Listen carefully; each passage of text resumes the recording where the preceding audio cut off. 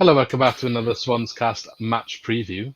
Swansea will be taking on Sunderland at home this weekend, and join me as always, I've got Graham from the Falk Podcast. So welcome back, Graham. Thanks, mate. Kicking on with a cold, but I think I'm not the only one at the minute. So if I sound a bit snuffly and a bit nasally, do forgive me. Yeah, I think we've discussed it in the other video we've just done. We're all struggling. I think everyone I know in person has also got a cold at the moment. So let's hope they all clear up before Christmas. Of course, not that many days left now. A couple of games of football left, and the festive period is a go. But before we get there, Sunderland coming down to Swansea this weekend. Before I start asking you about that, I forgot to say just now as well. Can you just introduce us to where we can find all of your content and your podcast and stuff? And obviously, we just recorded the opposite version of this video, so where we can sort of listen to that if you want to go and check that out. Absolutely, mate. So What the Falk Podcast is just on where you'd expect to get it these days. I think you can get podcasts on the moon. So wherever you normally listen, you can find them. I still have Twitter, or X, whatever you call it these days, but it's getting sporadically less and less. So I'm on that Blue Sky thing now, which is just at What the Falk Pod, and I'll always post the links to preview shows and review shows. So if Swansea beat us and you want to listen to us moan and groan about how terrible you are and how the referee was to blame for our defeat at the weekend, you can find it there. If you just want to listen to the preview, you can find it in the same place. But yeah, just the normal places where you can usually find it.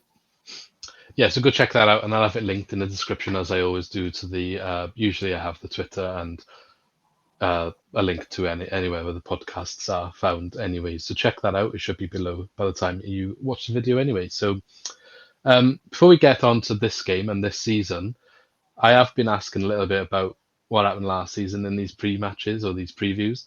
I know you don't necessarily want to revisit that time, but I'm going to ask you anyway for a little bit of a brief sort of run through how last season went, because I know you had a bit of a turbulent year, same as us, for different reasons.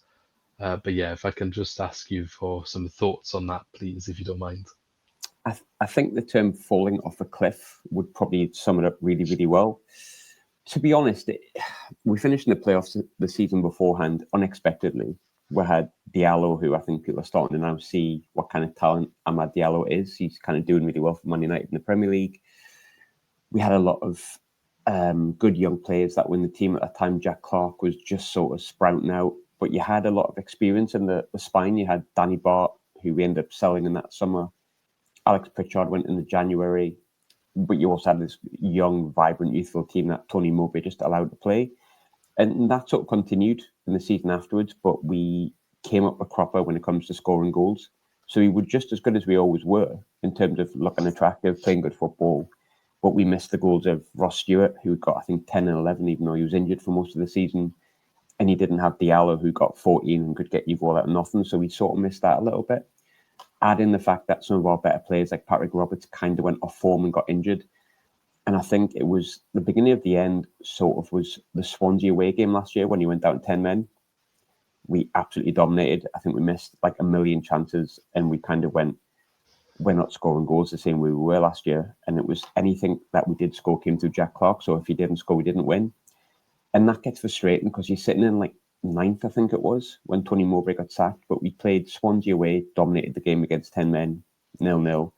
Dominated the game against Plymouth, lost 2-0, smash and grab. And then we played Millwall away, and the performance was bad. We actually got a draw through a penalty, but it wasn't really deserved one. And after that, Tony Mowbray got sacked. We had to be fair to him, he had a poor summer in terms of the recruitment, which isn't his fault. In terms of we brought in 4 strikers that pretty much weren't ready. There's only one of them that gets in the team now. One of them's on loan to Juventus' B team. One of them sits on the bench, doesn't play. The other one was Mason Burstow, which I'm still surprised as a footballer. To be completely honest, he was just so bad. I mean, good luck to him at Hull and all that, but he just didn't work for us. And the other one was Mayenda, who's now getting into the team, but he still only scored 2 goals for us this season. But he's 17, 18, so you can't expect too much. They were all young kids that are untested that didn't really have a chance and couldn't replace Diallo and Stewart. So I wasn't that against sacking Mowbray at the time because there was only one way that he could play. Now, at the time is a very important word. If you'd said, Tony Mowbray's going to be sacked and we're going to bring in Michael Beale, do you mind Tony Mowbray being sacked? I would have probably torched the Stadium of Light, to be completely honest with you. because I'm someone who lives in Glasgow. I'd seen exactly what Beale was like at Rangers, and I knew it just wouldn't work. It didn't work.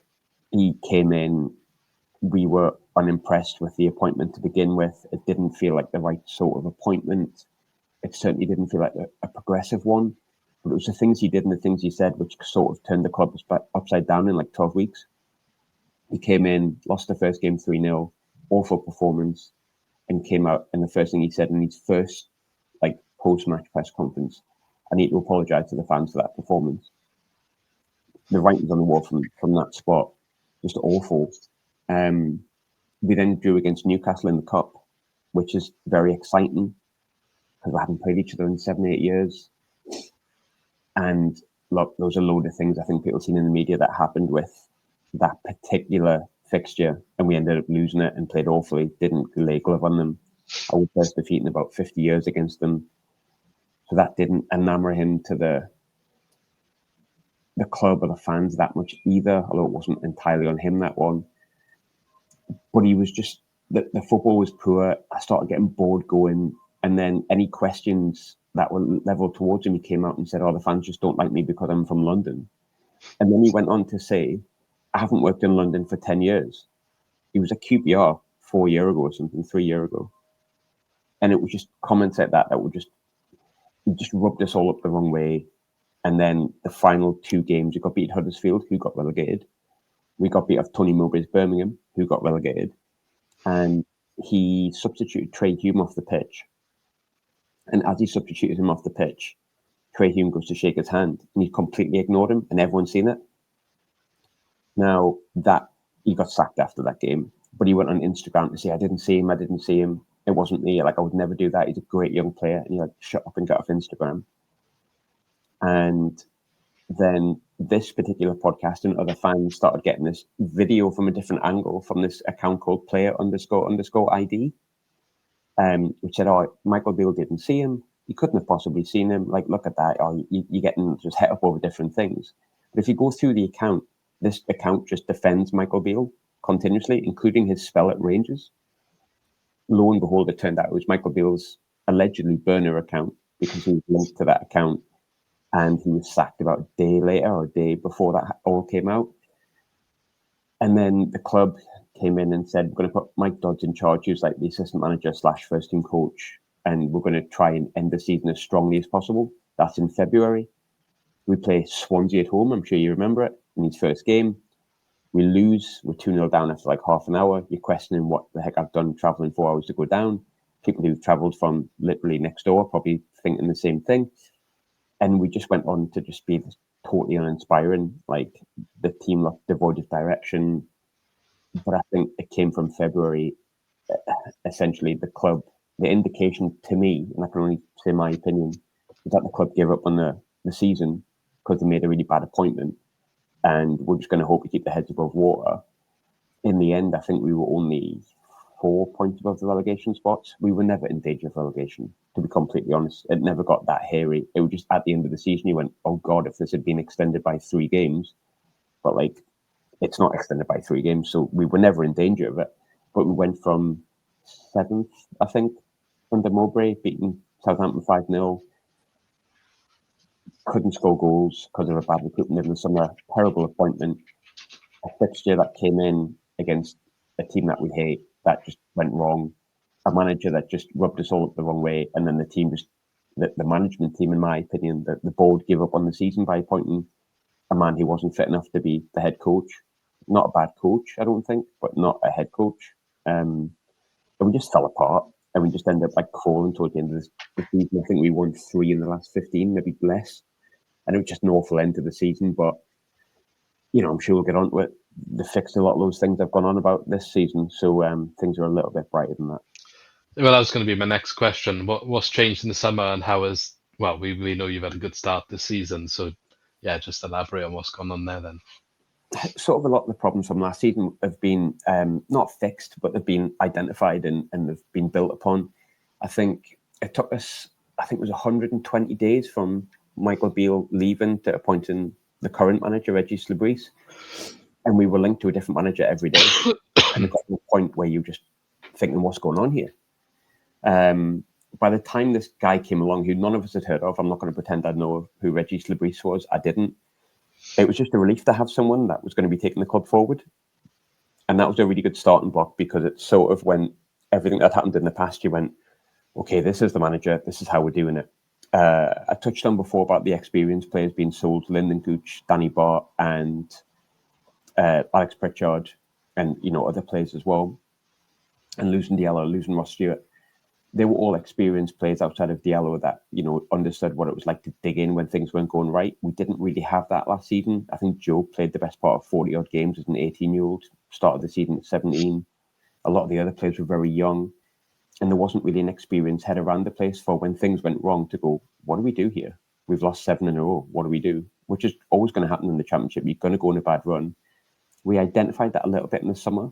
For example, we signed Simon Moore, first and foremost. He's just a backup goalkeeper, but he's 34. He's in and around the dressing room with a young goalkeeper, young players.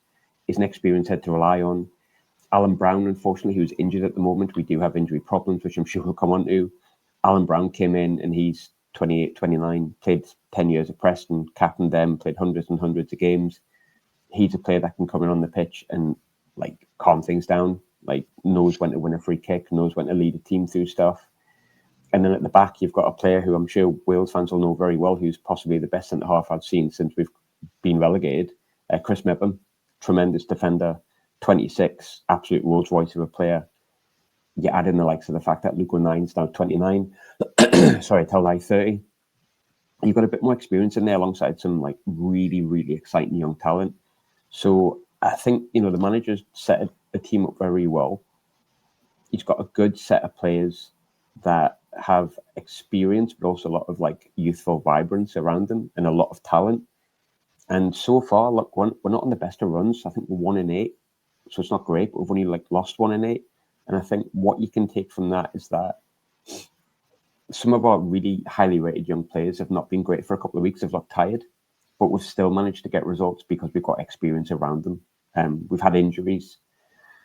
We've lost Jack Clark, but the experience that we've added to it has kind of helped us get results. So it's kind of building on the mistakes that we've had. It's not perfect. They haven't completely fixed everything, but to be fair to them, they've identified the problems that they had last season and gone a long way towards fixing it, which has definitely helped the league position.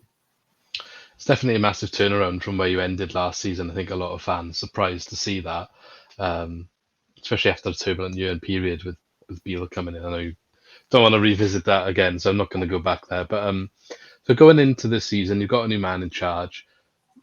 What sort of style can Swansea fans expect to see from Sunderland when they come down to the stadium?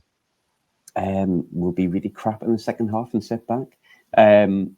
It's hard to describe, really, because in the first few games of the season, we were really high pressing. We'd box teams in. And I think our team relies an awful lot on Job and Chris Rigg being the energetic young lads that are pressing high, and then 2 fast wingers on either side in what it was Roberts at the start of the season and Jack Clark. That then changed to Mundle. It recently changed to Tommy Watson. A lot of them players are injured. But in recent weeks and recent months now, it's becoming more of a staple of our play rather than a one-off. We seem to set off teams and allow them to make a mistake and then try and counter press really, really fast, which, to be honest, has kind of worked. But I think as fans, we would prefer to see what he did at the start of the season, the high press, taking the ball off a team higher up the pitch and trying to score a goal from that. The performance against Sheffield Wednesday was brilliant. We were 3-0 up in 20 minutes, 23 minutes, and it was because we didn't let them have a minute. But I don't know. I feel like in every game, we start quite fast for the first 20 minutes, then we rest for 15, and then try and hit teams towards the end of the first half. And then I feel like second half, we rest for the first 15, and then we get better. But recently, it's been a bit weird. Like the Bristol City game, we were absolutely dominant in the first half. Their goalkeeper, as he always does, has an absolute stormer against us first half. Probably should have had a penalty. You'd hope you then score it and X, Y, and Z. But we came out second half just flat. Like really flat, sat back, didn't really ask any questions. And then Bristol City scored and we were like, oh, shit, hang on a minute. We need to score here. So it's kind of frustrating at the moment, like, because I can't say it's not working because we're fourth in the table. But I wish we would revert back to the high pressing, especially against Swansea, who were going to play the ball across the back. And you're liable to make a mistake. Like, we've seen it happen countless times. Like, I would like to think we would do that, but there's part of me that thinks we'll let you have the ball and try and pick you off. And it hasn't worked recently as well as it did. Like, Middlesbrough and Burnley, we did that a little bit, and it worked because they did nothing. We just stayed in position, stayed like very resolute, kind of like didn't change from like the bank of four at the back and the midfield, stayed as it was. We were able to just wait for them to make a mistake and break. It looks great when it works, but recently it's looked a bit laboured. So I would hope we're going to be a bit more pressing, but I think personally we'll try and soak up your possession and hit you on the break, which might work, might not.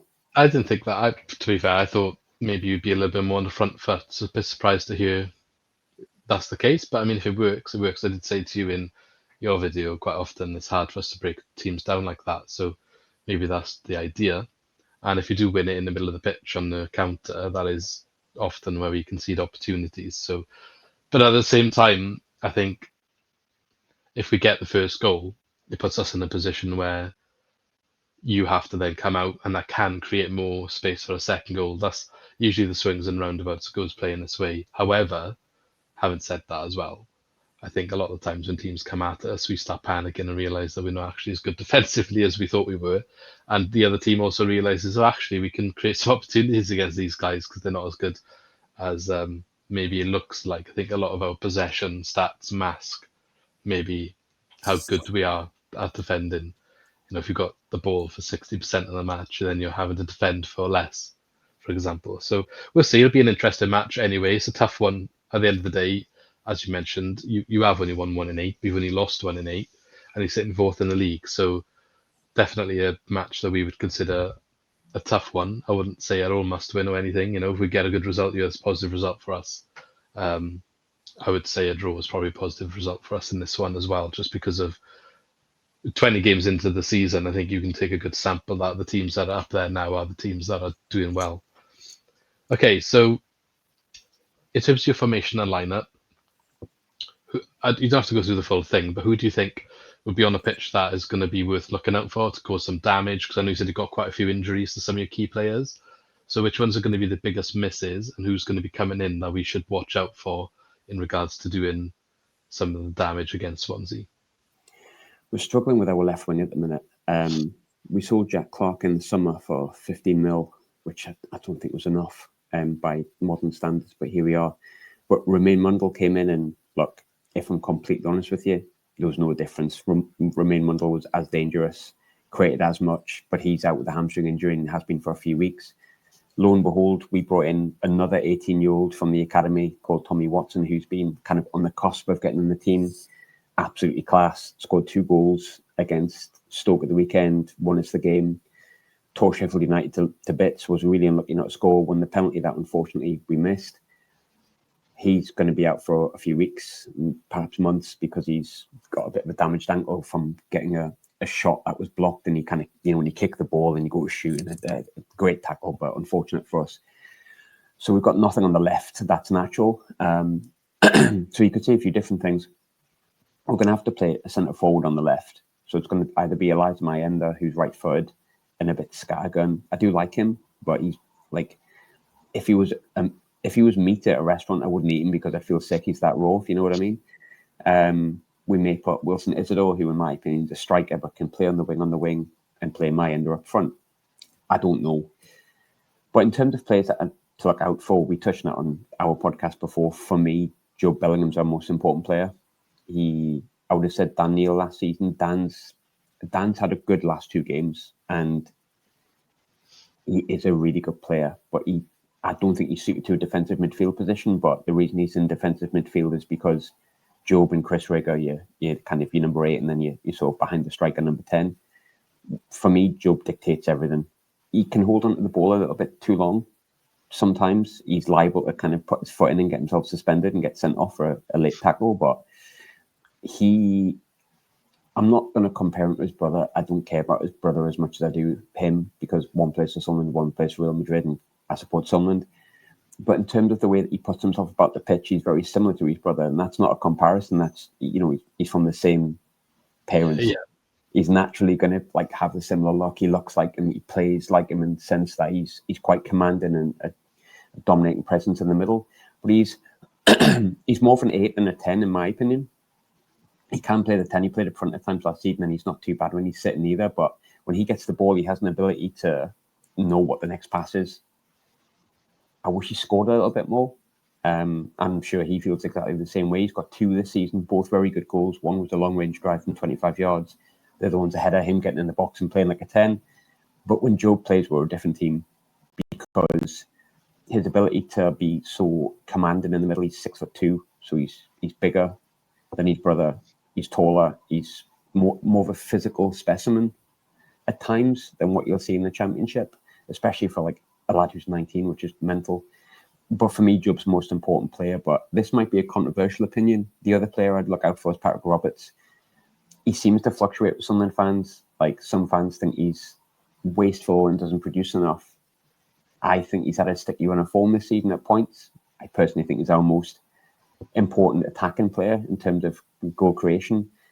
He scored twice. One was a penalty. He's missed a penalty. But in terms of goal contribution, no one's contributed more than Patrick Roberts. He scored his first goal from open play in 49 games, which would be the caveat. Sunderland fans who don't rate him will say, well, he's only scored one in 49. But if we look at the sample size this season, no one's created more than Patrick Roberts. And when Patrick Roberts plays well, Sunderland play well. I think everyone knows the talent Patrick has. Could he be better? Yeah, 100%. But if he starts producing 10 goals and 10 assists a season, he ain't staying at Sunderland very long. If he reaches the potential he had at Fulham and Man City when he was a kid, he's not playing in the Championship for any team, let alone Sunderland. So he can be frustrating in that element.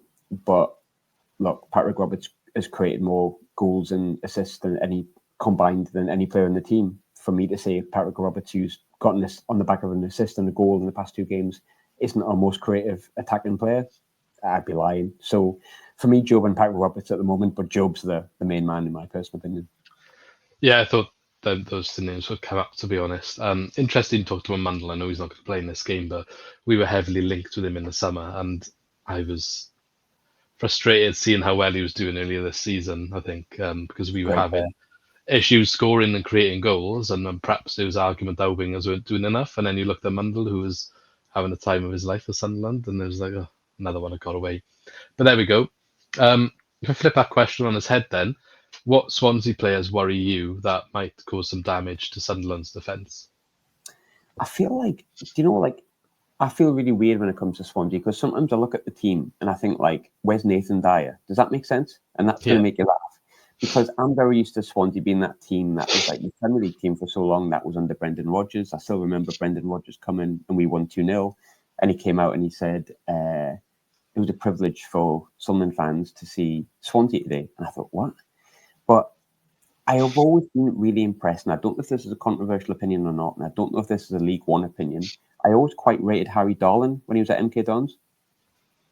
I always thought he was a player. And I've always been, I think I said it last year, Matt Grimes. I think whenever I've watched Swansea, things come through Matt Grimes. I think the way you play, the style you have, I think it changes an awful lot if Matt Grimes gets injured or he's not there. I think he's like your key man. I think last season at points he was one of the highest pass completion rates. And I know stats are stats and a 2-yard pass is a completed pass. But I think the way that Swansea play and the belief system that you have and the way you should play, which is ingrained in your team, Matt Grimes becomes your most important player. For me, those two. The only other player I'd kind of point out is Kyle Norton. And the only reason I'm saying Kyle Norton is because he's like a famous story in my family because my fiance's dad once signed him for Gretna and it was his number 1 signing when he was a young kid. So I'll say Kyle Norton as well, but I think he's getting on a little bit now. Yeah, he is. I think he's 34 or something. Or 30, he's 35. He's getting on a bit, but he does play now and again. He rotates with the wing backs and gives them a break. And obviously, I haven't got the output he used to have, but I think he's a solid pair of legs. He just lost that physical tribute. Tell you really impressed me, and we were linked to him in our League One days actually, and I watched him against Leeds, and I liked the way that he came into midfield, and I think he's playing at right back for you mainly. But Josh Key, he felt like a player that was actually, it was weird in the Leeds game. I watched the full game, which you've still annoyed me about, by the way. You could have hung on for an extra 2 minutes. But We were annoyed as well, don't worry. We scored that late goal just to concede one straight away. I was like, I'm not texting Luke at this moment in time. No. I'll give it a wide berth for the now. But I think when I watched Josh Key, because I knew we were linked to him when he was at Exeter, I think he came from. When I watched Josh Key, I thought, well, I'll see what that right back's like, because we were linked to him 2 years ago in League One, and I think it was £1 million, which was too much at the time. But I liked the way he drifted into midfield and became more of like he became quite an attacking point for you, if that made sense. He's doing inverted wing back stuff, and perhaps a little bit of a stretch, but our manager was talking in the media a couple of weeks ago saying how he reminds him of Gareth Bale. I'm not for 1 second comparing, but I think what he means is the marauding runs he makes and running into midfield and doing that sort of stuff that you just mentioned. Yeah. He looked powerful, and he looked like he was getting into like a central midfield position. And I think I kind of know what you mean about these inverted fullbacks. I went to Pep Guardiola's first game because it was against Sunderland, and I'll never forget. I think he had Clichy and Kyle Walker were kind of like just in defensive midfield for the majority of the game. Yeah. And obviously, I know he's not doing very well at the minute, but Guardiola has been one of those managers that's changed the way football is. And I think a lot more teams are doing. We tried it with Trey Hume when Mowbray was here, and it looked weird, and it didn't really work for me. But I remember watching the Leeds game, whilst it affected you a bit defensively, I felt offensively he was like a real pivotal point, which was weird, watching like a number 2 playing as like a number 6/number 8. But it did look good, and he did look like a decent player with size, height, and ability. Yeah, it seems to work for us going forward. It is just getting back into shape that costs us, as you mentioned. I said earlier, the transition and that is part of why I think when we lose the ball when we shouldn't, that we're vulnerable, because the players are just everywhere, and then you've got to get back into shape before it's too late. I know you mentioned Matt Grimes as well. I completely agree with everything you said. I believe the stats that don't get mentioned enough compared to the criticism he gets, because you mentioned the 2 yards pass it and stuff. I think he was top of progressive passes played in the Championship last season. Might have even been for the last 2 seasons.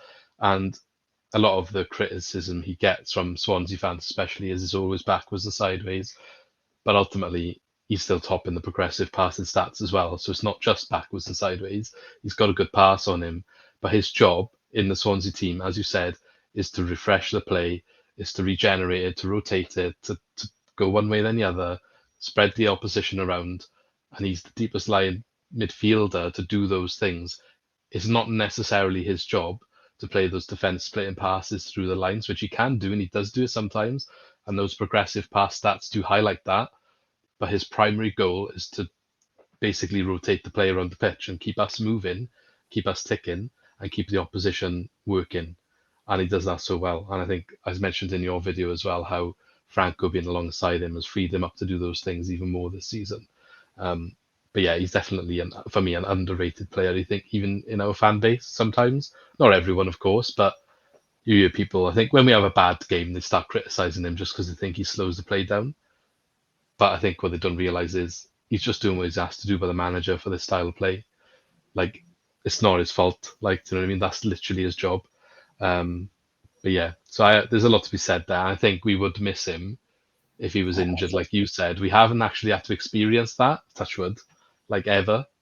Luckily, like he's like ever present. He just doesn't get injured, and he plays 90 minutes week in, week out. And he's getting on a bit now, to be fair. He's getting to the later stage of his career. But if that day comes where he picks up an injury that takes him out for a while, I do not know if we are prepared for someone to go into that role. I really worry about it, to be honest. And in the league, we've done it in the cup, of course, but like if we had a prolonged period in the league where he can't play, I'm not sure what the solution is right now. No one's really shown that they can do that. So yeah, that would be an interesting one. But hopefully that doesn't happen until he's ready to move on. We replaced him. So yeah. Anyway, thanks for coming on. There's one more question I'd like to ask just to end these videos. And that is, what has been your best ever away day? I know it's a tough one off the cuff. To be fair, I'll let you cheat a bit because I know you said you're based in Scotland. So you've got to travel to every game, kind of, haven't you? So you can talk about anything. Every game's an away game, but look, when you said it, the reason I kind of went is because I've been see someone beat Newcastle so many times at St James's Park. Can't pick which one's the best. I think I would opt for the first one. So we beat them 6 times in a row, 3 times at home, 3 times away. And the first one of that was the best because it was so unexpected. Like, I grew up in the 90s. I was born in 86. So I grew up in the 90s in a town right next to Sunderland. So I was born in Sunderland, but lived most of my younger life in South Shields. 90s South Shields was, I mean, if you're a kid, you weren't going to watch lowly Ensley League Division 1 Sunderland when you could watch high-flying entertainers Newcastle, although I did find them particularly entertaining when they dropped a 12-point lead at Christmas in 97, but that's by the by. I had to deal with a lot of stick growing up, and I never really got a chance to see Sunderland hammer them. The one time we were the favourites, we went to St James's Park and got beat 5-1 in my kind of like, I think it was 23. So going to St James's Park always felt like a task where you weren't quite sure whether we'd do it. I think the year before we went 1-0 up, and they equalised in the last minute. Stupid decision from Wayne Bridge. Yes, he did play for Sunderland at left back, but we went to St James's and we absolutely battered them. And Paulo Di Canio slid on his knees, did somersaults, and like slapped Alan Pardew in the face. And every goal was from outside the box. The first one was from Sessegnon, bottom corner, first half. They get a goal that got disallowed for offside. If VAR was existing, they would have equalised. He who shall not be named scored the second goal with a goal from outside the box. Who's that? I don't actually know who that is. Yeah, let's not mention him. And I'm gonna have to Google this. What was the score? 6-1, you said? 5-1. No, we won 3-0. Okay. We beat them 6 times in a row. And then the third one is my favourite Sunderland goal of all time, from a Welshman of all people, David Vaughan. He banged in a 30-yarder with about 10 minutes left to go, and the away end that day was just total chaos. Just if I could paint a perfect day, that would be it. It was a wonderful day, and I'm so pleased I experienced it an extra 5 times, an extra 2 times at St James's, but it's never as good as your first time, is it? Never as good as your first time. Nope. I was wondering if Fabio Barini was in the squad around that time. The year after. He scored the year after. Okay. I see why you didn't want to say the name. Okay, fair enough. I forgot about him, to be honest, but I'm sure anyone wants to know what we're talking about. You can go and find out yourselves. Thank you very much for coming on again, Graham. Do you want to remind everyone where we can find your content and the reverse of this? Of course, yeah. So Twitter, Blue Sky is where I tend to chat my rubbish on and post the links. And then if you wanted to listen to the podcast, like Spotify, Apple, Podbean, YouTube, wherever you want to go. Like, if there's a podcast, I'm probably on there and I don't even know about it. But feel free. It's always nice to listen. And I always say to people, don't subscribe to me, because the more people that don't listen to it, that means that I can stop doing it and I get more free time. So if you don't like it, please unsubscribe and tell people never to subscribe to it. That's a hell of a pitch. Fair play. I always enjoy chatting to you anyway. So good luck for the rest of the season after the weekend, of course. We would love to get 3 points. I'm sure you would as well. So may the best team win. But yeah, I'm sure I'll chat to you later in the season. So have a good Christmas and hope you get better soon. You too, mate. I hope you all have a good Christmas as well, apart from on Saturday. I hope you have a horrendous weekend. Thank you very much.